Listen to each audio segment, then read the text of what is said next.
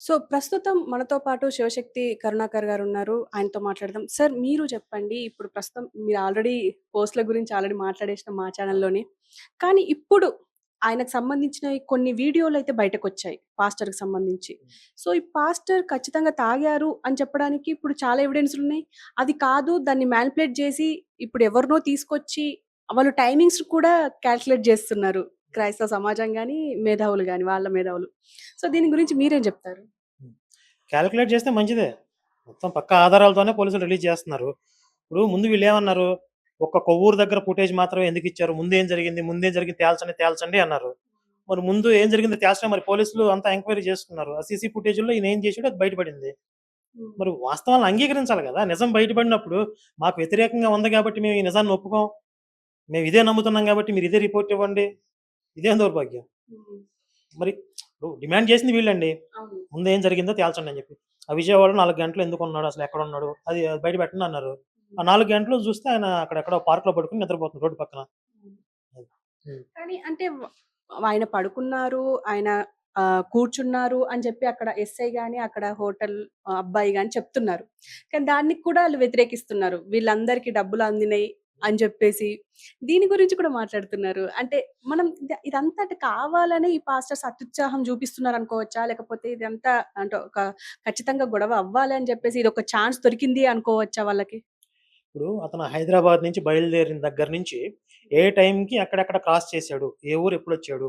ఎక్కడెక్కడ time spend చేశాడు అనేది ప్రతి దానికి ఆధారం చూపిస్తున్నారు. అలాగే టైమ్ క్యాలిక్యులేషన్ కూడా సరిపోతుంది. మీరు వాళ్ళేదో క్యాలిక్యులేషన్ చేసి అది ఇది అంటున్నారు కదా! కావాలంటే ఆ క్యాలిక్యులేషన్ ఏదో చెప్పమనండి. పక్కాగా సరిపోతుంది. పోలీసులు చెప్తున్న దానికి, జరిగిన దానికి ప్రతి ఒక్క దానికి ఆధారాలు ఉన్నప్పటికీ, వీడియో ప్రూఫ్స్ ఉన్నప్పటికీ మేమేవి నమ్మం. మేము ఊహాజనితంగా మాట్లాడిందే నిజం అంటే, మేము పట్టిన కుందేలు మూడే కాళ్ళు అన్నట్టు ఉంటది. దాన్ని ఎవరు దానికి సమాధానం చెప్పగలరు చెప్పండి? మీరు మీరు ఏ టీవీ నుంచొచ్చారు? మీరు గ్రీన్ టీవీ నుంచొచ్చారని నేను చెప్తున్నాను. మీరు ఇప్పుడు ఈ మైక్ చూపించినా, మీ ట్యాగ్ చూపించినా, ఐడీ కార్డ్ చూపించినా నేను ఒప్పుకోను. మీది గ్రీన్ టీవీ అంటాను నేను. మీరెట్లా ప్రూవ్ చేస్తారు?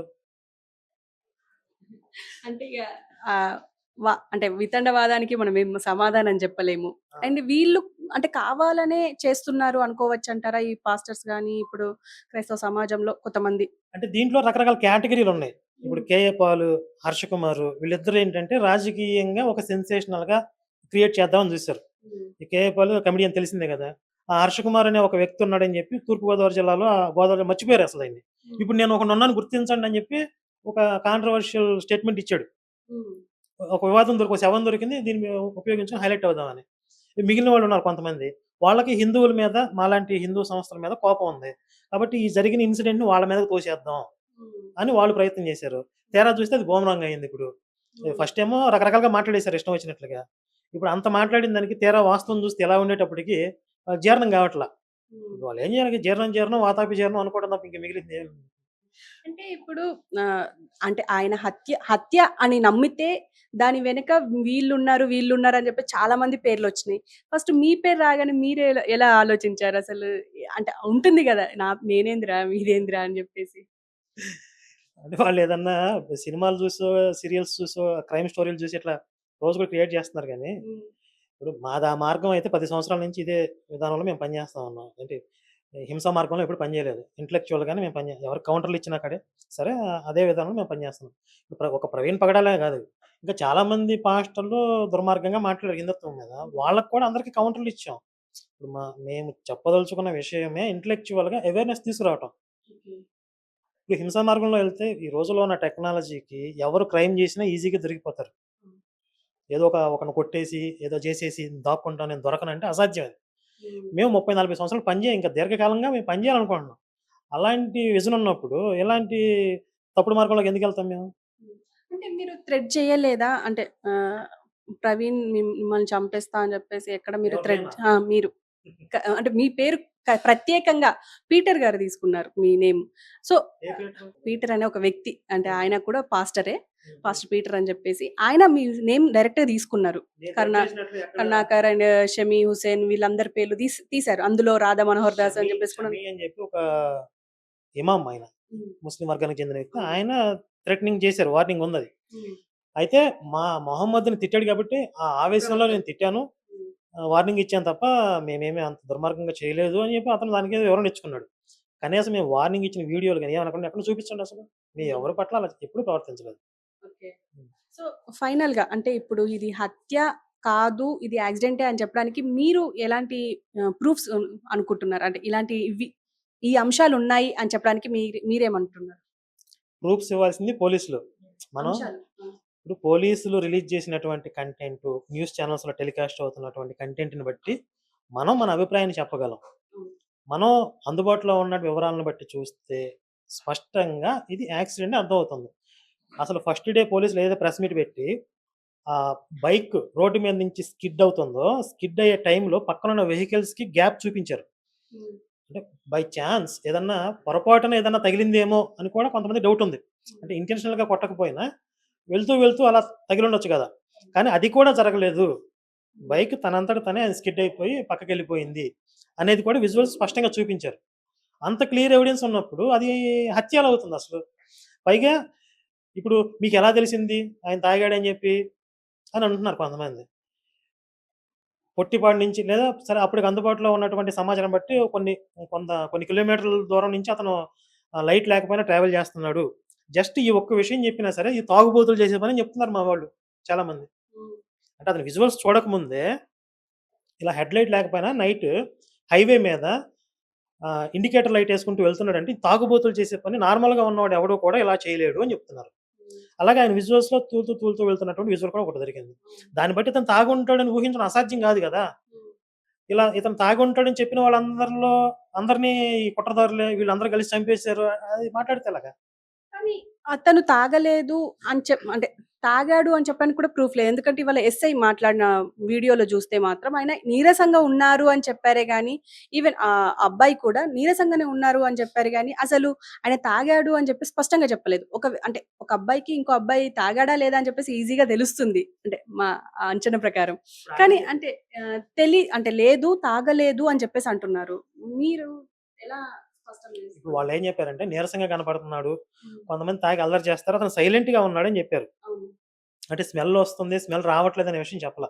హ్మ్. ఇంకొకటి వాళ్ళు భయపడి ఉండొచ్చు కూడా. ఇప్పుడు ఒక వ్యక్తి మీద ఒక నింద వేస్తే మళ్ళీ అతని వర్గానికి చెందిన వాళ్ళు ఏదన్నా బాధపడే అవకాశం ఉంది. చనిపోయిన వ్యక్తి గురించి ఎందుకులే అని ఒకవేళ అలాంటి అనుమానం వచ్చినా కూడా చెప్పుండకపోవచ్చు. హ్మ్. తాగలేదు పోనీ. మరి ఎందుకలా బిహేవ్ చేస్తున్నాడు?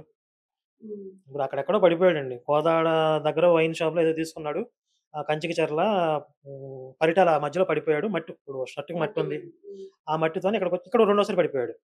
హ్మ్. తాగకపోతే పోనీ హెల్త్ బాలేదు. హాస్పిటల్‌లో జాయిన్ అవ్వాలి గదా! హ్మ్. నాకేదో తేడాగా ఉంది. ఒంట్లో బాలేదని చెప్పి హాస్పిటల్‌కెళ్ళాలి. అవును. అంటే మరి ఆరోగ్యం తన మీద తనకు నమ్మకం ఉంది. ఏం జరిగిందో తనకు తెలుసు. హ్మ్. మరి అక్కడ తాగలేదు పోనీ అక్కడ వైన్ షాప్‌లో మద్యం తీసుకున్నది క్లియర్‌గా తెలుస్తుంది గదా! ఇప్పుడు కోదాడలో కూడా కొన్నాడో లేదో అనే విషయాన్ని ఫుటేజ్‌లతో సహా రేపో ఎల్లుండో వచ్చేస్తాయి. హ్మ్. ఎందుకంటే ఇప్పుడు బ్యాంక్ స్టేట్‌మెంట్‌లో అతను ఎక్కడెక్కడ పే చేసాడో తెలిసిపోద్ది. ఏ పెట్రోల్ బంక్‌లో ఆయిల్ కొట్టించుకున్నాడు, ఏ వైన్ షాప్‌లో మద్యం తీసుకున్నాడు. ఆ పేమెంట్‌లుంటాయి గదా! హ్మ్. దాన్ని బట్టి ట్రేస్ చేసేస్తారు. అంటే ఇక్కడ ఆయనని థ్రెట్ చేశారు. కావాలనే ఆయనను బెదిరించి ఉండొచ్చు. అంటే వీళ్ళు కొన్ని క్వెషన్స్ రైజ్ చేస్తున్నారు. వీళ్ళు ఖచ్చితంగా ఆయనను బెదిరించి లేకపోతే గన్ను చూపించో ఆయనని వైన్ కొనేలాగా చేసి ఇదంతా ఫుటేజ్ క్రియేట్ చేశారు. అండ్ ఆయనని చంపేసి వేరే అతనితో మానిప్యులేట్ చేసి అంటే అదే బాడీతో మ్యాచ్ అయ్యేటట్టుగా ఒక అతనితో ఆ బండిని తోలించి చేశారు అని చెప్పేసి కూడా వస్తుంది. అండ్ ఇంకా గడ్డం ఉన్న వ్యక్తిని ఫోటో మనకు బయటకొస్తుంది. అంటే మాస్క్ లేకుంటే ఎలా కనిపిస్తారు అనేది. అంటే ఇవన్నీ వాళ్ళు మానిప్యులేట్ చేస్తున్నారా? లేకపోతే ఇంకెవరైనా మానిప్యులేట్ చేసే అవకాశం ఉంది అంటున్నారా? మాస్క్ లేకుండా ఎలా ఉంటాడని ఊహాత్మక చిత్రాన్ని విడుదల చేశారు వీళ్ళు. అవును. ఆ! హ్మ్. ఇప్పుడు అంతకుముందు కూడా ఒక వీడియో రిలీజ్ చేశారు. ఎక్కడో రోడ్డు పక్కన ప్రవీణ్‌ని కొట్టి చంపేస్తున్నారు. అది ఫేక్ అని తెలిసిన తర్వాత. హ్మ్. ఆ పార్వతి అని చెప్పి ఒక ఆవిడ మీద ఒకటి ఏశారు. ఇప్పుడు అతను క్షమాపణ చెప్పాడు. నా మీద ఒకటి క్రియేట్ చేశారు. అది ఎవడు రుజువు చేయలేకపోతున్నాడు. అంటే ఇదంతా ఒక ఆర్గనైజ్డ్‌గా ఒక సిస్టమ్ నడుస్తుంది ఎనకాల. మీకు అర్థమవుతుంది గదా! గన్ను పెట్టి బెదిరించి "నువ్వు వైన్ షాప్‌కెళ్ళి వైన్ కొనుక్కురా" అని ఎవరైనా జెప్పారా? ఈ లోపల కనీసం ఈయన ఫోన్ ఎవరికైనా కాల్ జేయొచ్చు, మెసేజ్ పెట్టొచ్చు. నన్ను ఇట్లా బెదిరిస్తున్నారని జెప్పి. ఆ మాత్రం జేయలేడా? అంత అమాయకుడైన. గన్ను పెట్టి కొనుక్కురా అసలు అంటే జనాల మీద వీళ్ళకున్న అభిప్రాయం చూడండి. వీళ్ళు ఎంత గొర్రెలు. మనం ఏది చెప్తే అది నమ్మేస్తారు. హ్మ్. మనం ఏది చెప్పినా సరే వీళ్ళని రెచ్చగొట్టొచ్చు అనే నమ్మకం వాళ్ళలో బలంగా ఉందంటే, వీళ్ళు ఎంత గొర్రెలుగా ఉన్నారు. అంటే ఆ హ్మ్. ఆ రిలీజియన్‌లో ఉన్నవాళ్ళు విశ్వాసులు. వాళ్ళ చేతుల్లో అట్లా మారిపోయారనేది మనకు అర్థమవుతుందిక్కడ. ఓకే. ఇంకొక దిక్కుమాలినోడు విజయవాడలోనే చంపేశారు. తర్వాత ఆ బట్టలన్నీ ఇంకెవరికో ఏసి ట్రావెల్ చేశారు. రకరకాలుగా మనుషులు మారుతా ఉన్నారు అని చెప్పాడు. మీరు చూస్తే ప్రవీణ్ వాళ్ళ సిస్టరు లాస్ట్ కాల్ ఎప్పుడొచ్చింది మీకంటే నైట్ 9:15కి వచ్చిందని చెప్పింది. 9:15కి సుమారుగా అంటే ఇటుగా హ్మ్. ఎక్కడ విజయవాడలో ఉన్నాను అని చెప్పి పెట్టేసాడంట వాళ్ళ భార్యతో. ఇప్పుడు వీడు చెప్తున్న లెక్క ప్రకారం ఇప్పుడు పొట్టిపాడు టోల్ గేట్‌ని 9:15కి క్రాస్ చేసాడాయన. హ్మ్. ఇప్పుడు పొట్టిపాడు టోల్ గేట్‌ని క్రాస్ చేసింది ఎవరు? వీళ్ళు చెప్తున్న లెక్క ప్రకారం వేరే వ్యక్తి. హ్మ్. వేరే వ్యక్తి ఆ బట్టలు అప్పటికే ప్రవీణ్ చచ్చిపోయాడు. మరి 9:15కి వాళ్ళ పెళ్ళాంతో మాట్లాడింది ఎవరు? హ్మ్.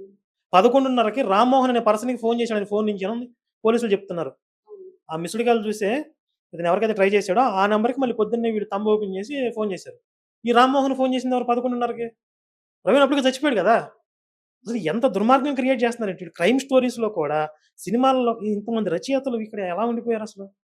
మీ టీవీ ఛానెల్స్‌లో కొంచెం బ్రేక్ ఇవ్వచ్చు కదా వాళ్ళకి. హ్మ్. క్రైమ్ స్టోరీస్ రాస్తారు. ఓకే. అంత అంత టాలెంట్‌ని మీరు పట్టించుకోవట్లేదు. సో, ఏదేమైనా ఫైనల్‌గా వాళ్ళు మనం ఆర్గనైజ్ అంటే హిందువులు, ముస్లింలో ఎవరో ఒకరు ఆర్గనైజ్ జేసి ఇప్పుడు పాస్టర్‌ని చంపేశారు అని అంటున్నారు. మీరు అంటే మీరేమో వాళ్ళ నుంచి వాళ్ళొక ఆర్గనైజ్డ్ క్రైమ్ క్రియేట్ చేస్తున్నారు అని జెప్పేసి అంటున్నారు. అంటే ఏది నమ్మాలి అని అంటారు? మీకు ఆధారాలు ఎక్కడ కనపడుతుంది? మీకు మనకు కామన్ సెన్స్ ఉంటది. ప్రతి ఒక్కరికి విచక్షణ ఉంటుంది కదా! హ్మ్. దేనికి ఆధారం అంటే దాన్ని నమ్ముతాం. వాళ్ళు చెప్తున్నారు, వీళ్ళు చెప్తున్నారంటే ఎందరో చెప్తున్నారు కాబట్టి ఏది నమ్మలేమంటే ఎట్లా కుదిరిద్ది? హ్మ్. కోర్ట్ కూడా ఒక జడ్జిమెంట్ ఇస్తది. ఆధారాలను బేస్ చేసుకొని జడ్జిమెంట్ ఇస్తది. హ్మ్. ఇప్పుడు నాకేం డౌట్ వస్తుందంటే వీళ్ళు ఇన్ని స్పష్టమైన ఆధారాలు ఉన్నప్పటికీ ఇది హత్య అని చెప్పి రుజువు చేయాలని ప్రయత్నం చేస్తున్నారంటే నా డౌటు ఈ యాక్సిడెంట్ జరిగిన తర్వాత ఎవరైతే ఇప్పుడు ప్రాపగాండా చేస్తున్నారో ఈ పాస్టర్‌లు వీళ్ళకి తెలిసింది. పలానా చోట యాక్సిడెంట్ అయిందని చెప్పి. బహుశా ఆయన ప్రాణాలతో ఉండుండొచ్చు. వీళ్ళే అక్కడికెళ్లి చంపేసి యాక్సిడెంట్ అయింది కాబట్టి హ్మ్. ఈ కనుఊపిరితో ఉన్న ప్రవీణ్‌ని చంపేసి దీన్ని హత్యగా చేసి రేపొద్దున మనం హిందువుల మీద తోసేద్దాము అని ప్రీ ప్లాన్డ్‌గా వీళ్ళే చేశారని నా డౌట్ వస్తుంది. అంటే ఆ ఫుట్ ప్రింట్ వాళ్ళలో ఏమైనా వాళ్ళది ఆ అయ్యుండొచ్చా? కర్రలు అయన్నీ వాళ్ళే అయ్యుంటాయి. హ్మ్. కాబట్టి ఎవరైతే దీన్ని హత్యగా చిత్రీకరించి, ఈ ప్రాపగాండా చేయాలి, జనాలు రెచ్చగొట్టడానికి ప్రయత్నం చేస్తున్నారో, వీళ్ళందరిని ట్రేస్ చేస్తే, వీళ్ళందరిని పట్టుకొచ్చి 4 ఉతికితే, హ్మ్. అసలు వీళ్ళలో ఎవరు చంపారో తెలిసిద్ది. ఓకే. 10 మంది పాస్టర్‌లున్నారు. హ్మ్. ముందు వీపీ రెడ్డి మొదలుపెట్టాడు. ముందు వీపీ రెడ్డిని పట్టుకొస్తే, ఆ తర్వాత అజయ్ కుమార్ గాడు ఒకడు వాడు ఇష్టం వచ్చిన నోటికొచ్చింది వాగాడు. వాడేమంటాడంటే, ఫ్యామిలీ మెంబర్స్‌కి ఎవరో ఫోను చేసి, "మీరు పోస్ట్ మార్టం చేయకూడదు. ఇక్కడి నుంచి తీసుకెళ్ళిపోండి బాడీని" బెదిరించారంట. ఎవరు బెదిరించారసలు? అవసరం ఎవరికుంటది? ఇంకా చెప్పాలంటే ఆ ఫ్యామిలీనే మాకు బాడీ ఇచ్చేసేయండి. పోస్ట్ మార్టం వద్దు అని జెప్పి వాళ్ళే అడిగినట్టుగా చెప్తున్నారు. అవును. అంటే ఏదైతే జరిగిందో దాన్ని రివర్స్‌లో ప్రాపగండా జేస్తున్నారు. జనాల్ని రెచ్చగొడుతున్నారంటే, ఇప్పుడు ఆడు పిచ్చి పిచ్చిగా మాట్లాడిన అలాంటి వీడియోలు లక్షల లక్షల మంది చూసారు. దానికి ఆన్సర్ ఏంటి? ఎవరిచ్చారు? వాస్తవం ఏంటి? వెళ్ళే లోపు ఒక రాంగ్ మెసేజ్ ఎళ్ళిపోతుంది కదా అందరికి. అవును. ఒక నెగెటివ్‌గా అందరికి రిజిస్టర్ అయిపోతుంది.